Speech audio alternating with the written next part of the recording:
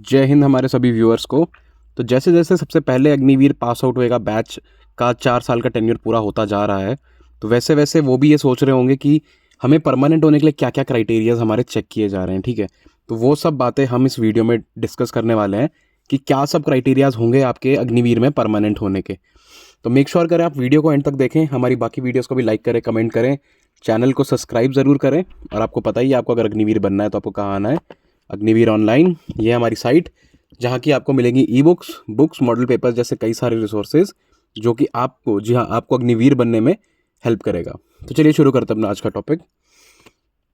तो सबसे पहली बात जो कि अभी इंडियन आर्मी ने अपनी स्टेटमेंट में रिलीज़ करी थी, ऑल्दो ये आपका नेवी और एयरफोर्स के लिए भी लागू होने वाला है।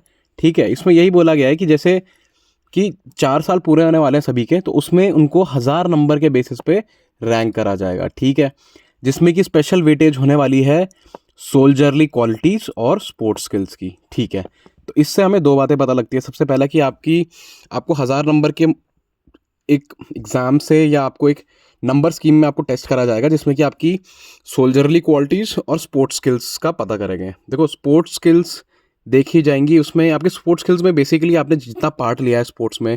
अब देखो, ये इसीलिए क्योंकि आर्मी को स्पेसिफिक रखते हुए, क्योंकि आउटडोर एक्टिविटीज़ में आप जितना इंडल्ज होंगे उतने आप फिट होंगे, उतने आपका आपका माइंड उतनी चीज़ों को अडेप्ट करेगा। तो इस हिसाब से स्पोर्ट्स बहुत अच्छी चीज़ है, जिसको कि एज एन अग्निवीर वो आप में देखने वाले हैं कि आपने कितना स्पोर्ट्स खेला, कितना आपने टीम में भाग लिया है। ठीक है, कितना आपने एडवांस अपने आप को करा है इन स्पोर्ट्स में। जैसे अगर आप कुछ कोर खेलते हैं, आप डेफ खेलते हैं, तो वो सब बातें इसमें नोट की जाएंगी।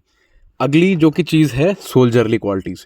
ठीक है, ये बहुत इंपॉर्टेंट है, इसी चीज़ को हम आगे पूरे वीडियो में डिस्कस करने वाले हैं। तो चलिए स्टार्ट करते हैं इस चीज़ को। सबसे पहला पॉइंट आता है सोल्जरली क्वालिटीज़ में करेज का। ठीक है, कि आपके अंदर कितना हौसला है। देखो, करेज होना बहुत ज़रूरी है एक फौजी के अंदर, नॉट जस्ट फौजी, एक एयरफोर्स और एक नेवी के सोल्जर के अंदर भी। ठीक है, अगर आप में करेज नहीं होगा तो आप किसी भी चीज़ को, कोई भी स्टेप लेने से पहले आपके अंदर वो हिम्मत नहीं होगी कि आप उस काम को अच्छे से कर पाओ। ठीक है, तो आपके अंदर करेज होना चाहिए। और ये सब चीज़ें कोई एग्ज़ाम बेसिस पे टेस्ट नहीं होती। करेज, अगर आपको आपका करेज किसी को देखना होगा तो वो आप जिस तरीके से काम करते हो वो आपके काम में झलक जाएगा। ठीक है, तो मेक श्योर करें कि आप करेजियस होके काम करें अपने पूरे टेन्योर के दौरान। दूसरा है डिसिप्लिन। देखो, फौज पूरा डिसिप्लिन के ऊपर ही चलती है। ठीक है, भले आर्मी हो, नेवी हो, एयरफोर्स, डिसिप्लिन हर जगह होता है। तो अगर आप डिसिप्लिन ही नहीं हो तो कैसे आप एक्सपेक्ट कर सकते हो कि आपको सेना अपने आस रखेगी। ठीक है, तो डे 1 से लेके आपके पूरे टेन्योर तक आपको डिसिप्लिन रहना है, चीज़ों को लेके पंक्चुअल रहना है, क्योंकि ये सब चीज़ें नोट डाउन भी हो रही हैं। अगला है आपका रिस्पेक्ट फॉर अदर्स।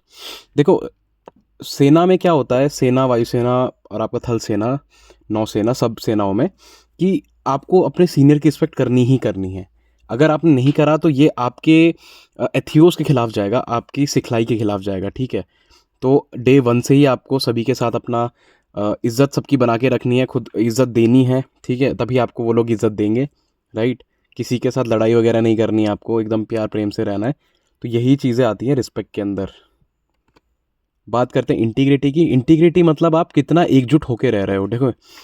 देखो, आप कहीं भी पोस्टेड हो, भले ही आप एयरफोर्स में हो, नेवी में हो, आर्मी में हो, आपको काम तो एज अ टीम ही करना पड़ेगा ना। तो उस टीम में आप कितना अच्छे से काम कर पाते हो, उस टीम को आप कितने अच्छे से जोड़ के रख पाते हो, तो ये सब चीज़ें आपकी इंटीग्रिटी में आने वाली है। मेक श्योर करिए कि आप जब अपने टेन्योर के दौरान हो तो आप ज़्यादा से ज़्यादा दोस्त बनाने की कोशिश करें। ठीक है, उनके साथ जितने अच्छे से आप बॉन्डिंग क्रिएट करो, इस सेगमेंट में आपको उतने ज़्यादा नंबर मिलने वाले हैं।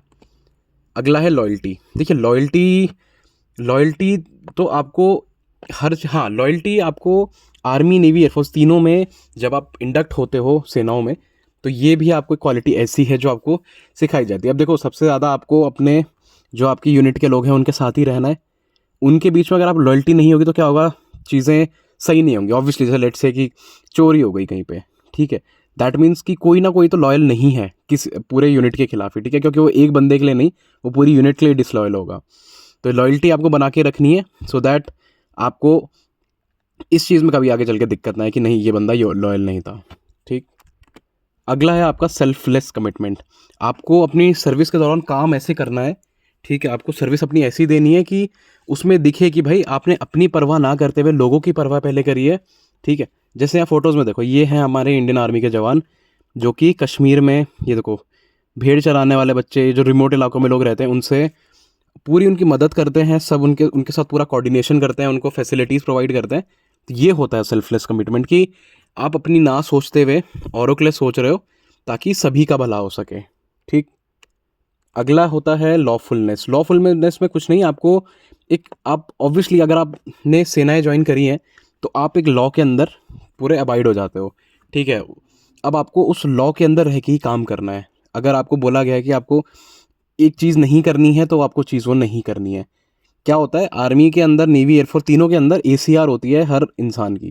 जितने भी लोग, जितने भी सोल्जर उसके अंदर काम कर रहे हैं उसमें एसीआर होती है। एनुअल आपका एक रिकॉर्ड होता है जिसमें कि ये सब पॉइंट्स में आपको नंबर दिए जाते हैं। ठीक है। अगर कहीं पे भी कुछ चूक होती है तो सीधे आपकी एसीआर के ऊपर मार्क हो जाता है, और अगर एसीआर के ऊपर मार्क हो गया दैट मीन्स कि आगे आपके प्रमोशन में आपको दिक्कत हो सकती है।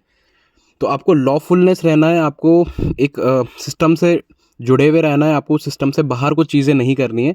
वो सब इस पॉइंट के अंदर कवर होने वाली है। अगला है प्रोफेशनलिज्म। ठीक है।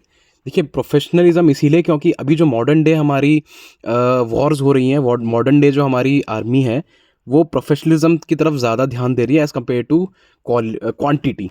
पहले क्या होता था कि बहुत सारे लोग आ जाते थे फौज में। अब जो अग्निवीर स्कीम है वो करा ही इसलिए गया है ताकि प्रोफेशनलिज्म को बढ़ावा दिया जा सके, कम लोग एक काम को प्रोफेशनली करें। ठीक है।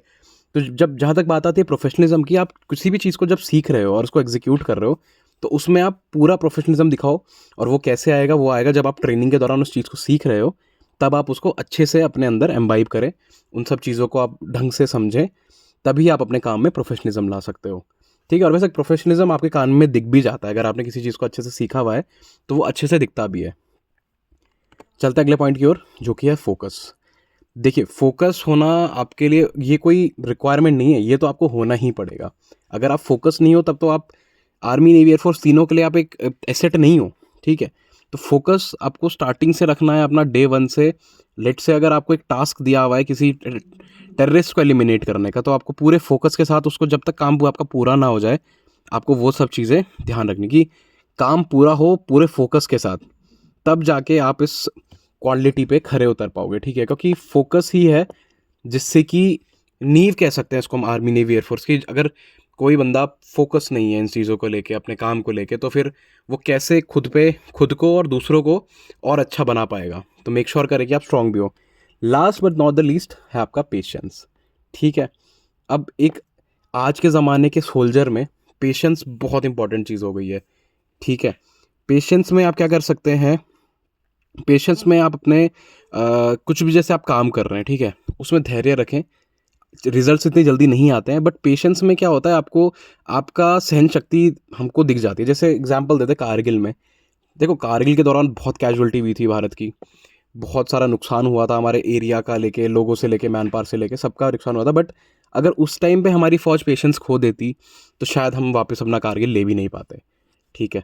तो पेशेंस ऐसी चीज़ है जो कि होना बहुत ज़रूरी है। और पेशेंस ही नहीं, जितनी आपको मैंने 10 क्वालिटीज़ बताई ना पहले की, ये सभी क्वालिटीज़ होना आपके अंदर ज़रूरी है। और ये इन्हीं सब क्वालिटीज़ के बेसिस पे आपका अग्निवीर में परमानेंट होना डिपेंड करता है।